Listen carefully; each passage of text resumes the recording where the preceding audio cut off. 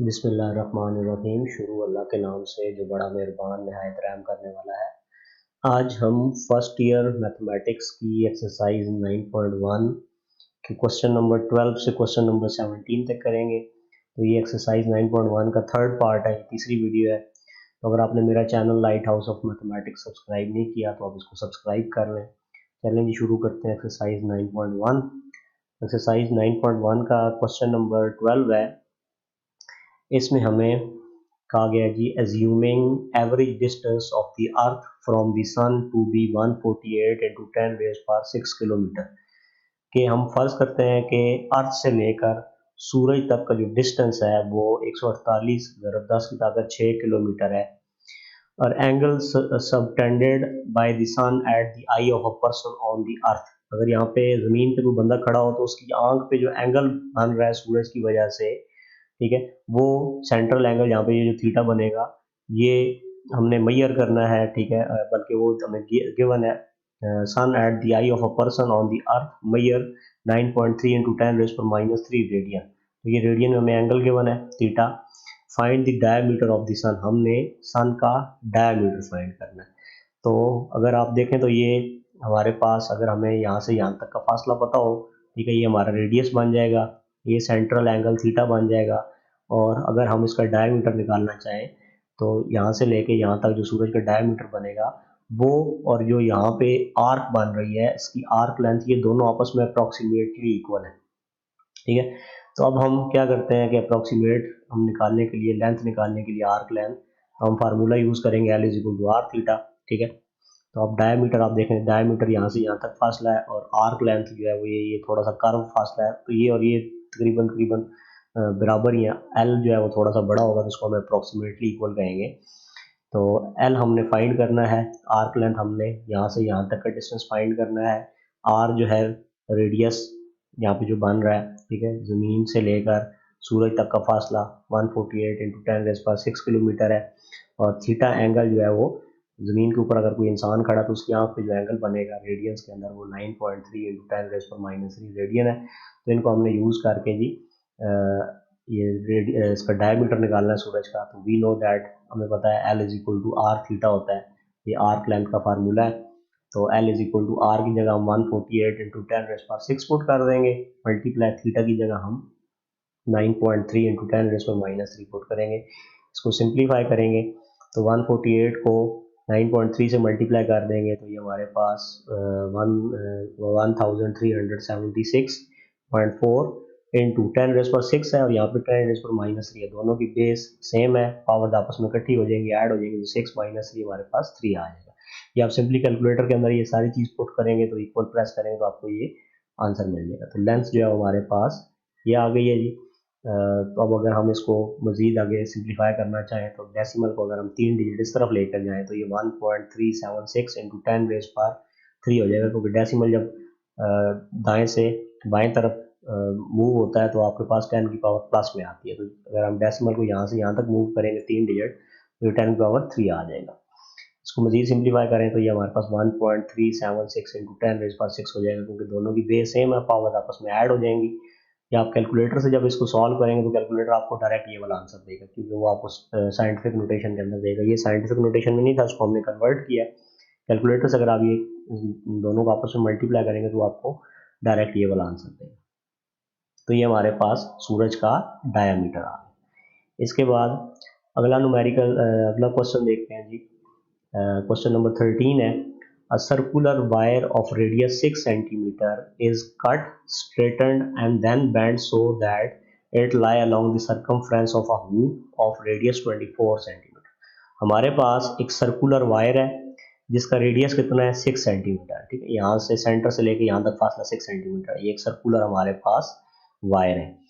हम इसको काटते हैं, ठीक है, और इसको हम सीधा कर लेते हैं इस तरह, कट एंड स्ट्रेटन, उसको सीधा कर लेते हैं। उसके बाद हमारे पास ये एक हुप है, उसके गिर्द हम इसको बेंड कर देते हैं, ठीक है। बेंड करने का मतलब है कि हमारे पास ये यहाँ पे ये वाली जो वायर हमने सीधी की थी इसको हम यहाँ से पकड़ के, ये हुप है एक सर्कुलर किस्म का, इसके साथ हम इसको ऐसे यहाँ से बेंड कर देते हैं ऐसे इसके साथ साथ। तो ये इस तरह की इसकी यहाँ पे हमारे पास फिगर बन जाएगी। मैं इसको दोबारा से करता हूँ, ठीक है। ये जब हम इसको जी इसके साथ बैंड करेंगे तो ये इसके साथ ऐसे आ जाएगी जी, इसके साथ साथ यहाँ पे ऐसे बैंड हो जाएगी इस तरह। तो फर्स्ट किया हमने, इसको बैंड किया तो हमारे पास ये इस तरह बैंड हो गई, ठीक है। और ये जो हमारे पास ये जो हुप है, ठीक है, ये डिस्क की तरह का होता है, तो इसका रेडियस जो है वो 24 सेंटीमीटर है। अब हमने find the measure of the angle which it's stand at the centre of hoop. अब ये जो हुप बन रही है, इसका सेंटर के ऊपर जो एंगल बनेगा थीटा, ये हमने कैलकुलेट करना है। तो आप यहाँ पे देख सकते हैं ये वाली एक आर्क बन गई है हमारे पास, ठीक है। तो ये हमारे पास रेडियस हो जाएगा, आर 24 सेंटीमीटर आ गया। और ये जो हमारे पास तार की लेंथ है, ये हम कैलकुलेट पहले करेंगे। वो किस तरह कैलकुलेट करेंगे जी, थीटा हमने फाइंड करना है, लेंथ हमें गिवन है जी, उसकी सर्कुलर जो वायर है उसका हमें रेडियस सिर्फ गिवन है, वो 6 सेंटीमीटर है। तो अगर हम इसको काट के, ठीक है, इसको हम ऐसे लंबा कर लें, ठीक है, सीधा कर लें तार को, तो इसकी अगर हम लेंथ निकालना चाहें तो हमें इसका सरकमफ्रेंस निकालना पड़ेगा सर्कल का। तो सरकमफ्रेंस निकालने का फार्मूला होता है 2πr। तो जो हमारे पास, अब चूंकि हम इसी तार को यहाँ पे इसको इस तरह बेंड करेंगे इसके साथ, तो ये हमारे पास आर्क लेंथ बन रही है, ठीक है, इस केस में। तो L इज इक्वल टू हमारे पास क्या हो जाएगा, इस तार की लेंथ आ जाएगी 2πr, और 2π उसी तरह आ गया, r जो था हमें गिवन था इसका रेडियस, ठीक है, वो कितना था, 6 था। तो हमारे पास ये 12π बन जाएगा। और अगर हम इसको 12 और पाई की जगह 3.14 पुट कर दें या कैलकुलेटर से कैलकुलेट कर लें तो 37.7 सेंटीमीटर बनेगा। और r जो है वो हमें 24 सेंटीमीटर गिवन है।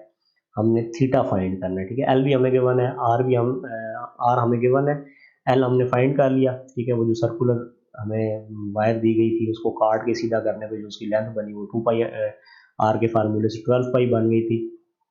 अब हम फार्मूला यूज़ करेंगे जी, l is equal to r theta. तो थीटा हमने फाइंड करना है, तो आर इस तरफ आके डिवाइड हो जाएगा, theta is equal to L by r हो जाएगा। और यहाँ पे वैल्यूज पुट करेंगे जी, theta is equal to l जो है वो 37.7 आया था, और आर की जगह 24 आ जाएगा। तो अब हम इसको कैलकुलेटर की मदद से कैलकुलेट करेंगे, तो एंगल जो है वो हमारे पास 1.57 रेडियन के अंदर आएगा, क्योंकि जब भी हम ये वाला फार्मूला यूज़ करते हैं आर्क लेंथ का, तो इसमें हम थीटा की वैल्यू जो है वो रेडियन में पुट करते हैं, और अगर इससे जब आंसर निकलेगा थीटा वो भी रेडियन के अंदर आएगा, तो 1.57 आंसर जो आएगा ये रेडियन होगा। इसके साथ हम ये यूनिट लिख देंगे। तो यहाँ पे जो एंगल बनेगा वो 1.57 रेडियन होगा। इसके बाद अगला क्वेश्चन देखते हैं, जो क्वेश्चन नंबर 14 है। इसमें हमें कह रहा है, show that the area of a sector of a circular region of radius r is 1/2 r square theta. कि हमारे पास अगर एक सर्कल है, ठीक है, ये हमारे पास पूरा सर्कल है एक, तो उसमें ये एक सेक्टर बनता है, ठीक है। ये अगर आपके पास, जिस तरह हम एक पिज़्ज़ा खाते हैं तो पिज़्ज़ा का एक स्लाइस होता है, तो ये वाले जो एरिया है ये सारा इसका सेक्टर है। तो हमने ये शो करना है कि ये जो हमारे पास सेक्टर है इसका जो एरिया बनेगा वो 1/2 r स्क्वायर थीटा बनेगा, ठीक है। Show that the area of sector of a circular region of radius r is 1/2 r square theta. अगर हमारे पास एक सर्कल हो जिसका रेडियस r हो, तो उसका जो सेक्टर होगा उसका जो एरिया होगा वो 1/2 r स्क्वायर थीटा होगा, where theta is the circular measure of angle. Theta जो है ये हमारे पास इसके अंदर जो एंगल बन रहा होगा इस सेक्टर की वजह से, वो एंगल है। तो हमने अब इसको प्रूव करना है, ठीक है। सिंपली समझ लिया हमने कि इसके लिए एक फार्मूला प्रूव करना है। तो अगर आप देखें, area of sector of circle, ठीक है, हमारे पास जो एरिया होगा सर्कल का divided by area of circle, ठीक है। एरिया ऑफ सेक्टर, सेक्टर का जो एरिया होगा और जो सर्कल का एरिया होगा, इन दोनों के जो दरमियान रेशो होगी, ठीक है, हम डिवाइड कर रहे हैं दोनों को, ये इनके दरमियान रेशो है।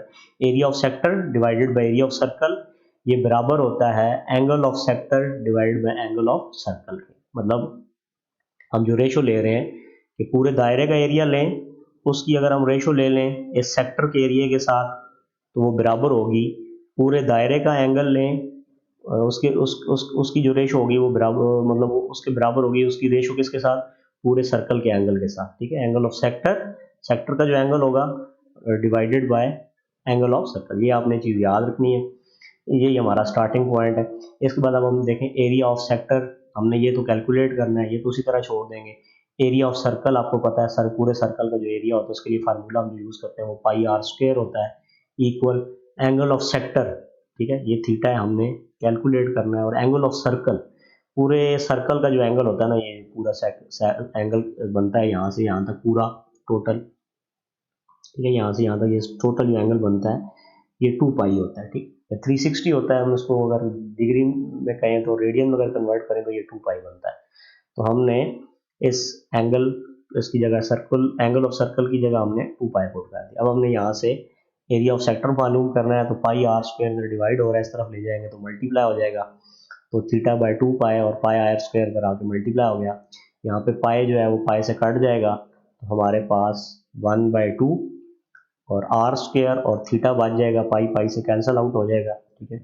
तो बाकी जो चीज़ें वो हमारे पास बचेंगी। तो हमने यही चीज़ प्रूव करनी थी कि जो एरिया ऑफ सेक्टर है, ठीक है, एरिया ऑफ सेक्टर जो है वो क्या होना चाहिए, 1/2 आर स्क्वायर थीटा होना चाहिए। तो ये देखें एरिया ऑफ सेक्टर हमारे पास 1/2 आर स्क्वायर थीटा आ गया। इस क्वेश्चन को सॉल्व करने के लिए आपको इसको याद रखना पड़ेगा, ठीक है। ये आपका स्टार्टिंग पॉइंट है, ये अगर आपको याद होगा तो आप इसको आसानी के साथ सॉल्व कर सकते हैं। इसके बाद अगला क्वेश्चन देखते हैं। तो ये हमारी बात प्रूफ हो चुकी है, तो नीचे लिख देंगे हैंस प्रूफ। और क्वेश्चन नंबर 15 है, two cities A and B lie on the equator, ठीक है। हमारे पास ये हमारी ज़मीन है और ज़मीन की ये वाली जो लाइन होती है इसको इक्वेटर कहते हैं, ठीक है। तो two cities A and B lies on the equator such that their longitudes are 45 degree east and 25 degree west respectively। हम फर्ज करते हैं हमारे पास ये इक्वेटर, ये वाली जो लाइन होती है, ये वाली लाइन इसको इक्वेटर कहते हैं। इसके ऊपर हमारे पास दो शहर हैं, एक शहर ए है एक बी है। जो ए शहर है वो 45 डिग्री ईस्ट है, मतलब वो 45 डिग्री ईस्ट की तरफ है, ठीक है। और दूसरा शहर जो है वो 25 डिग्री वेस्ट की तरफ है, तो वो यहाँ पे। तो हमने find the distance between the two cities, तो हमने दो शहरों के दरमियान डिस्टेंस मालूम करना है। तो अब ये हम उसको फार्मूले की मदद से कैलकुलेट करेंगे। अब ये तो नहीं हो सकता हम इतना लंबा कोई टेप ले लें, ठीक है, मीटर टेप ले लें या मीटर रॉड ले लें और दो शहरों के दरमियान फासला तो नहीं निकाल सकते। तो हम इसको इस तरह कैलकुलेट कर सकते हैं। तो हम अब क्या करेंगे जी, उसके बाद हमें साथ find the distance between the two cities, हमने इन दो शहरों के दरमियान डिस्टेंस मालूम करें। तो आप यहाँ पे देखें तो यहाँ पे एक आर्क बन रही है ये वाली, ठीक है। ये हमारे पास आर्क लेंथ एल हो जाएगी, हमने एल फाइंड करना होगा। और taking the radius of the arc 6400 kilometre, तो ज़मीन के सेंटर से यहाँ तक जो फासला है वो 6400 किलोमीटर है। तो ये हमारा रेडियस बन जाएगा। हमने एल फाइंड करना है और थीटा जो है हम इन दोनों को ऐड कर लेंगे, क्योंकि दो साइड शहरों के दरमियान एंगल जो है वो 45 + 25 जो है ये हमारे पास 70 डिग्री एंगल बन जाएगा। तो हम इसको कैलकुलेट करेंगे। तो total angle between two cities हमारे पास 45, ठीक है, ये एंगल है और ये उसमें 25, ये दोनों ऐड होंगे तो 70 डिग्री एंगल बन गया दो शहरों के दरमियान। अब चूंकि हमने आर्क लेंथ वाला फार्मूला यूज़ करना है, L equal to r theta, तो थीटा को जो है वो रेडियन के अंदर होना चाहिए। तो हम 70 को मल्टीप्लाई कर देंगे 5/180 से, और इसको कैलकुलेटर की मदद से आप कैलकुलेट कर लें, या आप इसी तरह रहने दें, इसी तरह फार्मूले में पुट कर दें। आर जो है वो हमें 6400 किलोमीटर गिवन है, तो हमें पता है L equal to r theta होता है। तो वैल्यूज इसमें पुट कर देंगे। एल हमने फाइंड करना है, ठीक है, क्योंकि ये आर्क लेंथ है यहाँ से यहाँ तक फासला, इज इक्वल टू आर की जगह 6400 आ गया मल्टीप्लाई। अब इसको कैलकुलेट करके भी यहाँ पुट कर सकते हैं, या आप डायरेक्ट ये चीज़ सारी इधर पुट कर दें। तो मैंने ये सारी चीज़ें थीटा की जगह पुट कर दी है, और ये कैलकुलेटर से एक दफ़ा सारे को जब आप कैलकुलेट करेंगे 6400 को 70 से मल्टीप्लाई करेंगे, उसको 3.1416 से मल्टीप्लाई करेंगे, और उस सारे को फिर 180 से डिवाइड करने पे आपके पास 7819.09 किलोमीटर आएगा। तो इन दो शहरों के दरमियान 7819.09 किलोमीटर फासला है। इसके बाद क्वेश्चन नंबर 16 है। क्वेश्चन नंबर 16 में कहता है the moon subtends an angle of 0.5 degree at the eye of observer on the अर्थ, कि हमारे पास चांद है और ज़मीन है, ज़मीन के ऊपर एक बंदा खड़ा है जिसकी आंख के ऊपर चांद की वजह से जो एंगल बनता है वो 0.5 डिग्री बनता है। The distance of the moon from the earth is 3.844 into 10⁵ kilometre. ज़मीन से लेकर चांद तक जो फासला है वो 3.844 इंटू 10⁵ किलोमीटर है, यहाँ से यहाँ तक।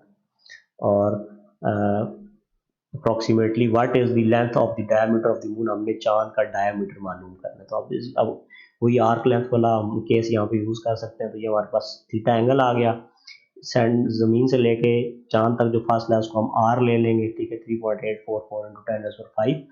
और ये वाली जो यहाँ पे आर्क लेंथ बनेगी हमारे पास, वो चांद का डायमीटर होगा और आर लेंथ आपस में अप्रॉक्सीमेटली इक्वल होंगे। तो हम यहाँ पे एल हमने फाइंड करना है, हमें आर भी गिवन है, थीटा जो है वो डिग्री के अंदर है, उसको हम पहले रेडियन में कन्वर्ट करेंगे। तो एल इज हमने फाइंड करना है, थीटा जो है 0.5 डिग्री है, तो 0.5 को पाई बाय 180 से मल्टीप्लाई करेंगे तो ये रेडियन में कन्वर्ट हो जाएगा। अब इसको कैलकुलेटर की मदद से कैलकुलेट कर लेंगे, इसी तरह रहने दें, इसी तरह फिर इसको फार्मूले में पुट कर दें। आर जो है वो 3.844 इंटू 10⁵ किलोमीटर है।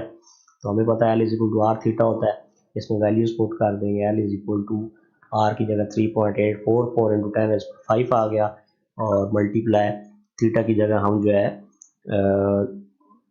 0.5 इंटू पाई बाय 180 पुट कर देंगे, और इसको आप कैलकुलेटर की मदद से जब कैलकुलेट करेंगे तो आपके पास इसका आंसर आ जाएगा जी 3354 किलोमीटर। ये जबी इसका चांद का रेडियस होगा, सॉरी डायमीटर होगा, एक जगह से लेकर इस जगह तक फासला, और ये अप्रॉक्सीमेट फासला है क्योंकि आर्क लेंथ जो है ये थोड़ा सा डायमीटर के मुकाबले में ज़्यादा होगा। तो हम इस फार्मूले की मदद से इसको इसी तरह कैलकुलेट करते हैं। ये अप्रॉक्सीमेट है, ठीक है, बिल्कुल एग्जैक्ट नहीं है, उसके बराबर है, उसके करीब करीब है।